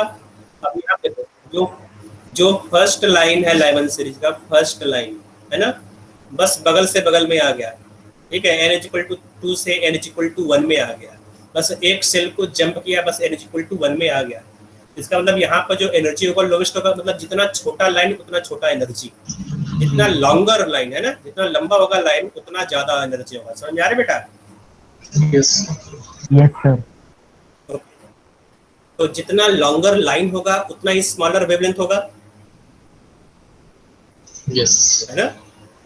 Yes yes sir. जितना लॉन्गर लाइन होगा, देखो यहाँ पर जो फर्स्ट लाइन है, यहाँ पर फर्स्ट लाइन के लिए जो लेमडा होगा, लेमडा क्या होगा, मिनिमम होगा यहाँ पर, समझा रहे बेटा। जो फर्स्ट लाइन यहाँ पे, सॉरी जो लास्ट लाइन है यहाँ पर इन्फिनिटी वाला है, वो सबसे लॉन्गेस्ट लाइन है। Longest line mean highest energy, highest energy मतलब लोवेस्ट वेवलेंथ, ठीक है। ये देखो ये जो लाइन है, ये वाला लाइन, जो फर्स्ट लाइन जो अल्फा लाइन है लाइबन सीरीज, अल्फा लाइन के लेमडा क्या होगा बेटा, लेमडा मैक्स होगा कि नहीं होगा, लेमडा मैक्स। लेमडा मैक्स क्या होगा बेटा, lambda max means first line, ठीक है। जो फर्स्ट लाइन होगा या फिर जो अल्फा लाइन होगा उसको क्या बोलेगा, लेमडा मैक्स। लेमडा मिनिमम क्या होगा, लेमडा मिनिमम मतलब लास्ट लाइन, लास्ट लाइन, ठीक है। किसी भी स्पेक्ट्रम में जो लास्ट लाइन होता है वो क्या होगा, लेमडा मिनिमम। लेमडा मैक्सिमम किसके लिए होगा बेटा, फर्स्ट लाइन या अल्फा लाइन के लिए, ठीक है। याद रहेगा सबको, नोट कर लो इसको, ठीक है। नोट कर लिया, यस सर। Yes sir. तो यहाँ पे देखो दिया गया है in Lyman series shortest wavelength of hydrogen appears X metre, ठीक है। तो यहाँ पर वेवलेंथ की बात कर रहा है, मतलब कि जो लेमडा लेमडा की बात कर रहा है ना, लाइमन के लिए, लाइमन सीरीज इसके लिए बेटा हाइड्रोजन एटम के लिए, ठीक है। तो यहाँ पे लगा देंगे 1/λ equal to RH Z square 1/N1 square minus 1/N2 square, ठीक है। तो ये लॉन्गेस्ट वेवलेंथ है। लॉन्गेस्ट वेवलेंथ का क्या निकाला यहाँ पर, x लिखा रहा है यहाँ पर 1/x equal to RH Z square, है ना। तो यहाँ पर क्या लिखो बेटा, 1/N1, N1 क्या होगा यहाँ पर, 1 होगा कि नहीं। और ये लॉन्गेस्ट वेवलेंथ है, लॉन्गेस्ट वेवलेंथ, शॉर्टेस्ट वेवलेंथ मतलब हाईएस्ट एनर्जी, मतलब 1/∞, ठीक है। Yes sir. समझा रहा है। तो यहाँ से तुम्हें मिल जाएगा x इज इक्वल टू, या फिर 1/x इज इक्वल टू निकल जाएगा, है ना, 1/x is equal to RH Z square. तो हाइड्रोजन का जेड का वैल्यू क्या होगा, हाइड्रोजन के लिए 1 होगा। इसका मतलब 1/x is equal to RH, ठीक है। अब हीलियम के लिए सॉल्व करेंगे, हीलियम और हीलियम प्लस, ठीक है। तो then longest wavelength in Balmer series of helium, तो यहाँ पर भी लगाएंगे लॉन्गेस्ट वेवलेंथ, लेमडा पूछ रहा है ना, लेमडा लॉन्गेस्ट पूछ रहा है, ठीक है। लॉन्गेस्ट मतलब लेमडा मैक्स पूछ रहा है, yes. 1/λ max is equal to RH into Z. H की N1 क्या होगा, बामर सीरीज के लिए जो N1 है N1 इक्वल टू होगा 2 स्क्वायर हो जाएगा, माइनस 1/N2, लॉन्गेस्ट वेवलेंथ के लिए N2 क्या होगा यहाँ पर, लॉन्गेस्ट वेवलेंथ, लॉन्गेस्ट वेवलेंथ मतलब RH इक्वल टू 3 स्क्वायर, ठीक है। तो यहाँ पर जो RH है, RH को यहाँ रख दोगे 1/x, यस। क्या बेटा, बामर सीरीज में बेटा, बामर सीरीज के लिए N1 क्या होगा, फॉर बामर सीरीज देखो बेटा जो फार्मूला है ना, फार्मूला में बामर सीरीज के लिए N1 क्या होगा, हमेशा 2 होगा, ठीक है। जैसे मैंने 2 रखा 1/2 स्क्वायर। तो यहाँ पे आगे लिखेंगे 1/λ max is equal to RH value क्या रखोगे 1/x, Z value for helium क्या होगा, हीलियम का जेड वैल्यू 2 होगा, 2 स्क्वायर मतलब 4, ठीक है। इसको सॉल्व करोगे तो 9 minus 4 divide by 4 multiplied by 9, ठीक है। तो सॉल्व करो, ये 4 से 4 कैंसिल हो गया, ठीक है। 1/λ max is equal 5 divide by 9 हो जाएगा। और इसको सिंप्लीफाई करोगे, है ना, हो जाएगा लेमडा मैक्स, इसका उल्टा कर दो 9x डिवाइड बाई 5 मतलब मीटर। यस। समझ में आया बेटा इतना? Yes sir. Yes sir. Okay, इतना समझ में आ गया तो एक कॉन्सेप्ट टाइम है तो ठीक है। नेक्स्ट क्लास में हां बेटा, z स्क्वायर की जगह 4 कैसे लिखा सर? सर हीलियम, क्योंकि बेटा हीलियम है ना, सर हीलियम प्लस है ना, तो हीलियम है ना, तो हीलियम में जेड, ए बेटा सुनो तो बेटा, जो मैं बोल रहा हूँ, सुनो, जेड क्या होता है? नंबर जेड होता है atomic mass, sorry atomic number, है ना? एटॉमिक नंबर क्या होता है? Number of proton inside the nucleus, ठीक है? तो जब तुम इलेक्ट्रॉन को निकालते हो क्या न्यूक्लियस से प्रोटॉन भी निकल जाता है? अगर तुम इलेक्ट्रॉन को निकालोगे तो प्रोटॉन तो नहीं निकलेगा। जेड होता है number of proton inside the nucleus. याद रखो, Z means number of proton, electron कोई मतलब ही नहीं यहाँ पर जेड का, है ना? तो प्रोटॉन, जेड मतलब एटॉमिक नंबर, मतलब प्रोटॉन। प्रोटॉन कभी चेंज नहीं होगा, किसी भी एटम के लिए जो जेड वैल्यू चेंज नहीं होगा, चाहे हीलियम हो चाहे सोडियम हो ना, जेड वैल्यू चेंज नहीं होता इलेक्ट्रॉन निकालने से। तो यहाँ पर मतलब वो, ठीक है सर? Yes sir. सर और किसी कोई डाउट है? सर हाँ सर 1/3 बोलो। से वहाँ पे क्यों लिया? क्योंकि बेटा यहाँ पर जो वेवलेंथ है, वेवलेंथ बोल रहा है लॉन्गेस्ट वेवलेंथ, यहाँ पर लॉन्गेस्ट, है ना? लॉन्गेस्ट वेवलेंथ में लिखवाया है। लॉन्गेस्ट के लिए क्या लिखोगे, है ना? यहाँ देखो, लॉन्गेस्ट मतलब लेम्डा मैक्स, लेम्डा मैक्स मतलब फर्स्ट लाइन। तो बामश्री का जो फर्स्ट लाइन है क्या होगा? n=3 से लेकर n=2 तक होगा कि नहीं, है ना? देखो यहाँ पर n=3 से लेकर n=2 तक, ये तुम्हारा फर्स्ट लाइन है बामश्री का, देखो यहाँ पर, ठीक है? ये वाला, यस सर। है ना? समझ आ रहा है बेटा? तो अगर लॉन्गेस्ट दिया गया है तो लॉन्गेस्ट तुम n=3 रखोगे। मैंने इसके बारे में बहुत डिटेल में टाइम लिया बेटा, टाइम से बताया मैंने आराम से, ठीक है? लेम्डा मैक्स और लेम्डा मिन क्या होता है, इसको एक बार नोट कर लेना। लेम्डा मैक्स या lambda longest, lambda shortest. Lambda max मतलब लेम्डा लॉन्गेस्ट, ठीक है? ये भी लिख लो, मुझे नहीं होगा, लेम्डा लॉन्गेस्ट, ठीक है?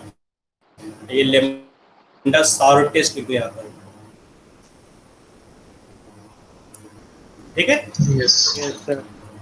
अब कोई कंफ्यूजन नहीं होना चाहिए बेटा, ठीक है? Okay sir.